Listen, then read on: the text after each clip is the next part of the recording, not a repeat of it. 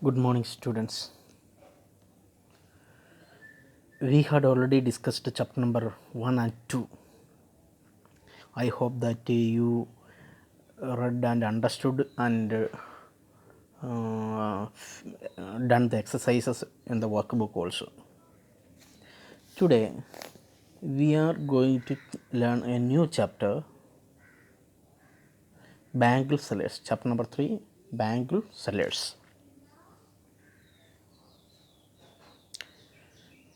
Listen. Sarojini Naidu was called the Nightingale of India by Mahatma Gandhi because of the color, imagery, and lyrical quality of her poetry. The Bangle Solace is a fine example of her musical verse. The poem is the song of the men who sell glass bangles at village fairs and in the in temple towns. The different colored bangles symbolize the different stages in a woman's life. As a young maiden, a bride, as a middle-aged matron, and as an older woman. Listen carefully to the music of the poem as you read it aloud. Look for the different colors of bangles and see how well they are suited to the stage of woman's life. Sarojini Naidu was an important presence in the freedom struggle and worked alongside Gandhiji. Her birthday is celebrated as Women's Day to recognize the powerful voice of women in India's history. So, listen. Sarojini Naidu, 1879 and 1949, is one of the Indian poets who has expressed herself through the medium of English. She has a sensitive ear for the musical quality of words, so her poems are pleasantly rhythmical. She is essentially a descriptive poet, and in all her descriptions, example the bangle sellers, the plankin bearers, or the fishermen, she is realistic and the same time imaginative. Realistic poem.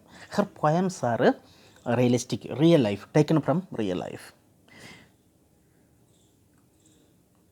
So, Sarojini Naidu was an ardent freedom fighter and a faithful follower of Mahatma Gandhi.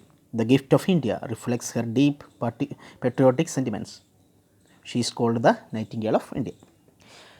That is what. Now, let us discuss introduction to the poem. Introduction to the poem we are going to discuss. Listen. The poem Bangle Sellers uses beautiful imaginary similes and metaphors to highlight the spiritual value of bangles in the life of a traditional Indian woman. It does not only highlight the lives and roles of women, but also the hardship of the bangle sellers. It reveals everything, the hardship of the people, especially women. Bangle sellers carry their loads of bangles to temples and fairs where they hope to do good business.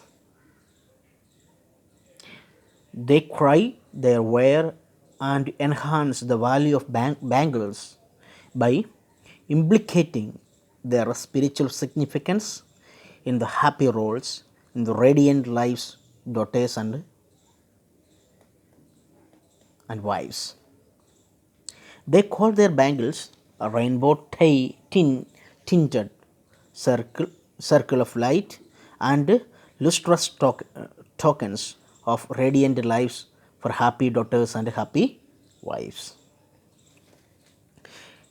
That is in the first stanza. In the second stanza, the bangle seller tells the buyers which bangles are most appropriate for young unmarried girls. Silver and blue bangles donate purity and are befitting for a maiden's wrist.